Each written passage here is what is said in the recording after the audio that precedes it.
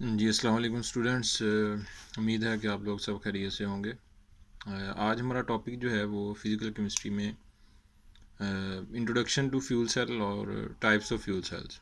तो fuel cells को हम एक्सप्लेन करेंगे कि फ्यूल सेल्स क्या होते हैं बेसिकली। तो स्टूडेंट्स, ये भी इलेक्ट्रोकेमिकल सेल जो हैं उनमें उनको हमने दो कैटेगरीज़ में डिवाइड किया था कि वोल्टेक और गैल्वेनिक सेल और इलेक्ट्रोलिटिक सेल। तो स्टूडेंट, ये जो फ्यूल सेल है ये भी एक गैल्वेनिक सेल का ही की टाइप है। तो इसको हम एक्सप्लेन डिस्कस करेंगे, इंट्रोडक्शन इसका करते हैं और फिर हम इसकी वर्किंग देखेंगे और उसके रिएक्शंस देखेंगे कि ये कैसे वर्क करता है और हमें किस तरह का प्रोडक्ट जो है वो मिलता है और हम इसको किस पर्पस के लिए यूज़ करते हैं। सबसे पहले इसकी डेफिनेशन है those electrochemical cells which convert chemical energy into electrical energy from fuel via electrochemical reactions। तो स्टूडेंट्स, इन सेल्स में जब तक हम फ्यूल देते रहते हैं तब तक हमें इलेक्ट्रिकल एनर्जी मिलती रहती है, तब तक हमें प्रोडक्ट हासिल होता रहता है।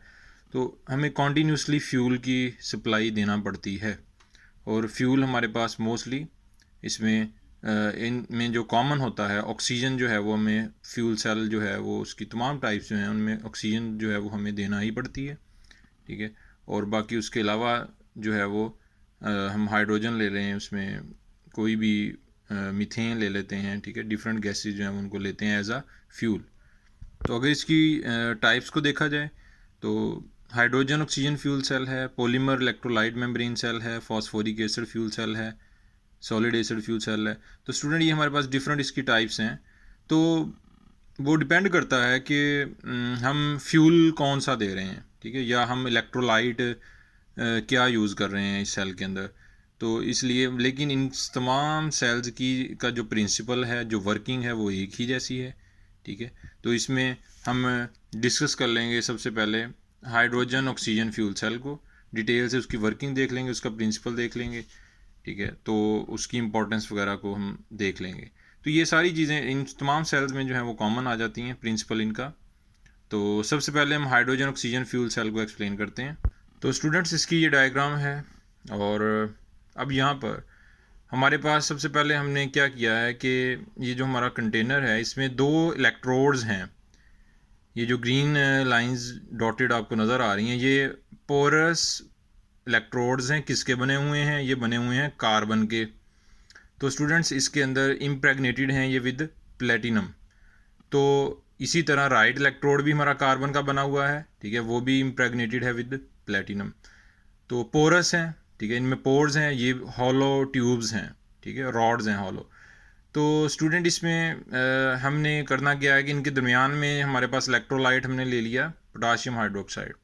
ठीक है। तो इसको अल्कलीन फ्यूल सेल भी कहा जाता है इस सेल को। तो यहाँ से हाइड्रोजन है, हम देंगे फ्यूल के तौर पे। हमारे पास क्या है? ये ऑक्सीजन है और हाइड्रोजन है। तो इसे फ्यूल सेल इसलिए कहते हैं क्योंकि हमें इस सेल को फ्यूल देना पड़ता है और वो इसकी जो फ्यूल्स होते हैं वो मोस्टली गैसेस होती हैं। ठीक है। तो स्टूडेंट, यहाँ से जो हमारे पास ये गैल्वेनिक सेल की ही एक टाइप है, इसलिए इसका जो एनोड है वो हमारे पास नेगेटिव आएगा और कैथोड जो आएगा वो पॉजिटिव आएगा। तो ये गैल्वेनिक सेल में एनोड नेगेटिव क्यों होता है तो वो हमने ऑलरेडी पीछे डिस्कस कर लिया है। तो आप पिछली वीडियोस जो हैं वो देख सकते हैं। तो स्टूडेंट, इसमें सबसे पहले हमारे पास ये जो इलेक्ट्रोलाइट है, ठीक है, इलेक्ट्रोलाइट क्या करेगा? ये हाइड्रोक्साइड आयंस जो हैं इसने रिलीज़ किए हुए हैं, पोटाशियम आयन रिलीज़ किए हुए हैं। तो इसमें होता ये है कि बेसिकली हमारे पास लेफ़्ट साइड से हाइड्रोजन आएगी और हाइड्रोजन जैसे ही इसमें से गुजरेगी इस कार्बन के एनोड में से, तो इसके ऊपर प्लेटिनम होगा। प्लेटिनम एक्ट करेगा एज अ कैटलिस्ट। वो हाइड्रोजन की बॉन्ड्स को वीक कर देगा और हाइड्रोजन की बॉन्ड्स टूटेंगी, हाइड्रोजन के पॉजिटिव आयन बनेंगे और ये इलेक्ट्रोड जो है वो हाइड्रोजन के इलेक्ट्रॉन ले लेगा। और हाइड्रोजन के कितने आयंस जाएंगे सोल्यूशन में इस इलेक्ट्रोलाइट में?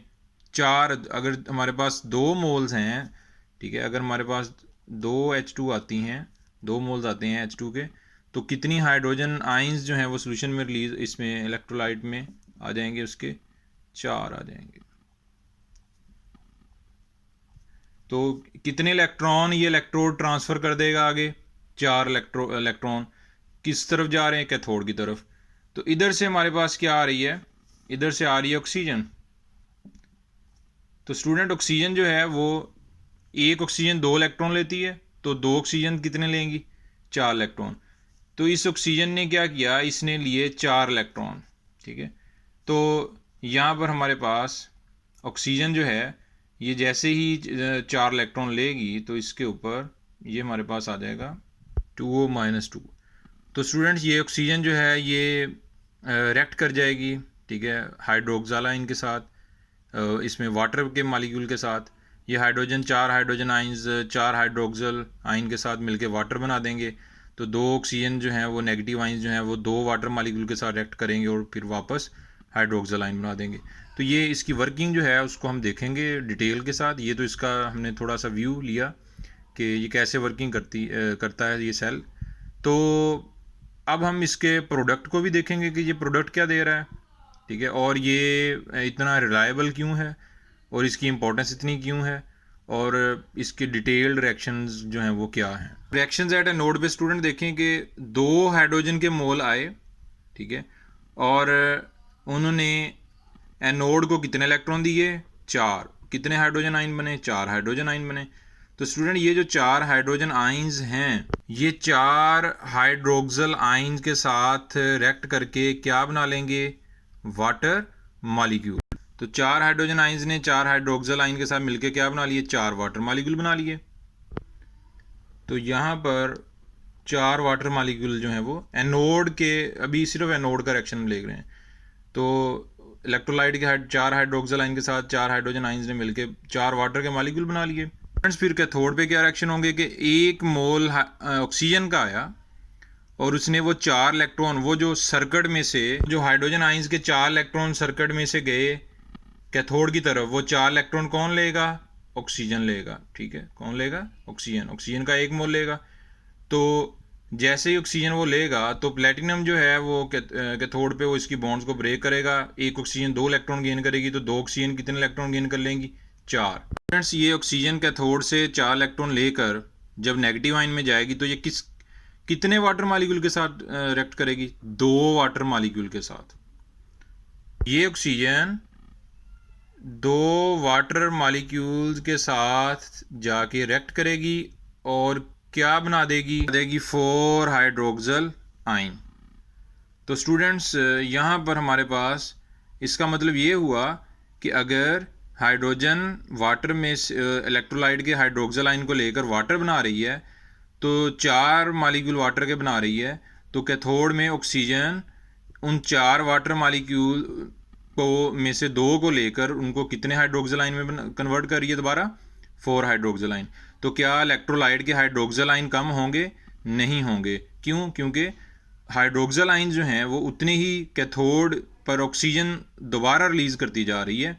जितने हाइड्रोजन आयन एनोड की हाइड्रोक्सल आयन यूज़ कर रही है वाटर बनाने में, उतने ही कैथोड की ऑक्सीजन हाइड्रोक्सल आयन रिलीज़ करती जा रही है। लेकिन 2-2 करके वाटर के मालिक्यूल बढ़ते जा रहे हैं। क्या चारों वाटर मालिक्यूल कैथोड की ऑक्सीजन ने यूज़ कर लिए? नहीं, सिर्फ 2। तो इसका मतलब क्या है कि हर एनोड और कैथोड के रिएक्शन पर वाटर के मालिक्यूल, कैथोड और एनोड के रिएक्शन पे कितने कितने वाटर मालिक्यूल बढ़ते जा रहे हैं इस सेल में? 2-2 वाटर मालिक्यूल, ठीक है। फिर हम नेट रिएक्शन देखेंगे। नेट रिएक्शन में हम क्या करेंगे? सबसे पहले इन दोनों को सम अप कर लें, ठीक है। दोनों को सम अप किया तो ये हाइड्रोजन आयन से कट गए, तो नेट इक्वेशन क्या आई हमारे पास? ये आ गई, हाइड्रोजन और हाइड्रोक्सल आयन 4H2 और 4 इलेक्ट्रॉन। फिर हमने क्या किया स्टूडेंट्स? फिर हमने ये जो एनोड का हमारे पास रिज़ल्ट आया, ठीक है, इसको और कैथोड के रिएक्शन को हमने क्या कर दिया? सम अप कर दिया। जब कैथोड और एनोड के रिएक्शन को सम अप किया तो हमारे पास हाइड्रोक्सल आयन से कट गए, इलेक्ट्रॉन से कट के 2 वाटर के मालिक्यूल 4 वाटर के मालिक्यूल से कट के इधर कितने वाटर मालिक्यूल रह गए? 2। तो 2H2 + O2 + 2H2O। तो स्टूडेंट ये जो हमारे पास ये जो 2H2O आया ये हमारे पास प्रोडक्ट है, ठीक है। ये हमारे पास क्या है? प्रोडक्ट है। तो इसका मतलब ये हुआ कि हम इस सेल से इलेक्ट्रिसिटी तो मिल रही है, इलेक्ट्रिसिटी तो मिल रही है, ठीक है, वो यूज़ हो रही है, ठीक है, इसमें बल्ब वगैरह इसमें लगा देंगे, कनेक्ट कर देंगे तो उसे चलाएगी। तो लेकिन इलेक्ट्रिसिटी के मिलने के साथ साथ हमें दो दो करके वाटर मालिक्यूल भी इसमें एक्यूमुलेट होते जा रहे हैं, जमा होते जा रहे हैं। तो स्टूडेंट इस वाटर को फॉर ड्रिंकिंग पर्पस भी यूज़ किया जा सकता है, ठीक है। ये इतना फ्रेश वाटर होता है कि इसको हम ड्रिंकिंग पर्पस के लिए भी यूज़ कर सकते हैं, और इलेक्ट्रिसिटी तो मिल रही है। और ये सेल कब तक वर्क करता जाएगा? जब तक हाइड्रोजन मिलती जाएगी और इधर से ऑक्सीजन। तो ये जो हाइड्रोजन ऊपर को निकल रही है, ये वो एक्सेस हाइड्रोजन है जो हमने थोड़ी ज़्यादा दे दी, जिसको कैटालिस्ट जिसकी बॉन्ड्स को ब्रेक नहीं कर पाए, ठीक है। और ये ऑक्सीजन वो है जो हमने थोड़ी ज़्यादा दे दी, जिस कैटालिस्ट जिसकी बॉन्ड्स को ब्रेक नहीं कर पाए, जो कैथोड से इलेक्ट्रॉन गेन नहीं कर पाए, वो ऑक्सीजन एक्सेस में थी, निकल गई। स्टूडेंट यहाँ से एग्जिट पॉइंट है किसका? वाटर का। ये वो वाटर है जो हमने प्रोडक्ट के तौर पे हासिल कर लिया, ठीक है, जो जमा होता जा रहा है, ठीक है। तो स्टूडेंट अगर हम इसकी इंपॉर्टेंस देखें तो सबसे मेन इसका एडवांटेज ये है कि no side product is formed, कोई किसी भी तरह का साइड प्रोडक्ट नहीं बनता। दो प्रोडक्ट हैं, एक इलेक्ट्रिसिटी है और एक वाटर है। वाटर को हम ड्रिंकिंग पर्पज़ के लिए यूज़ कर लेते हैं। पे है स्टूडेंट के fuel is very cheaper and accessible. Fuel क्या है जी? ऑक्सीजन और हाइड्रोजन है, ठीक है, और वो बहुत ही चीपर हैं, ठीक है, और इजीली अवेलेबल हैं, ठीक है, और हमको वो आसानी से हासिल हो जाते हैं, ठीक है। और उसमें जो है वो स्मूथली जो है वो वर्किंग सेल करता रहता है जब तक हम उसको फ्यूल प्रोवाइड करते रहते हैं। स्टूडेंट्स ये पोर्टेबल हैं, लाइट हैं, ये फ्यूल सेल कोई इतना हैवी इसका अपरेटस नहीं होता, ठीक है, इसको जहाँ मर्जी यूज़ कर सकते हैं, ले जा सकते हैं। और ये इलेक्ट्रिसिटी के साथ साथ हमें वाटर भी प्रोवाइड करता है।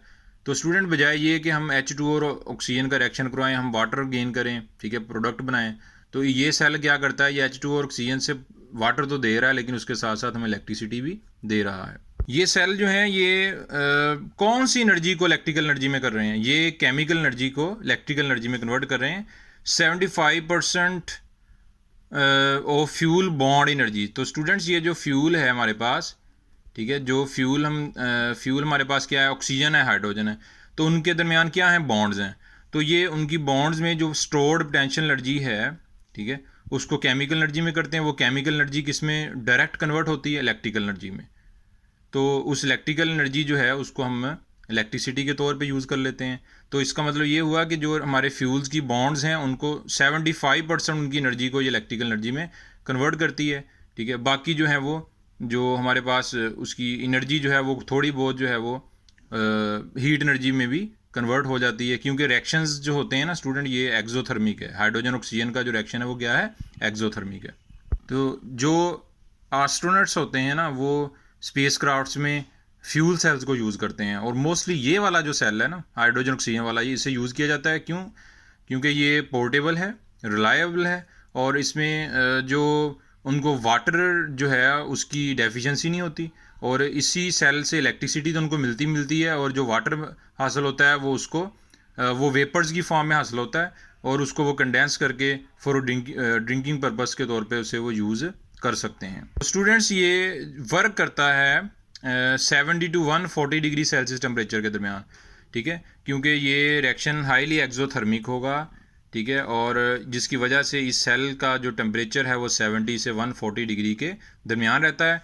और जो वाटर हमें हासिल होगा वो वेपर्स की फॉर्म में हासिल होगा, क्योंकि वाटर का 100 डिग्री बॉइलिंग पॉइंट होता है।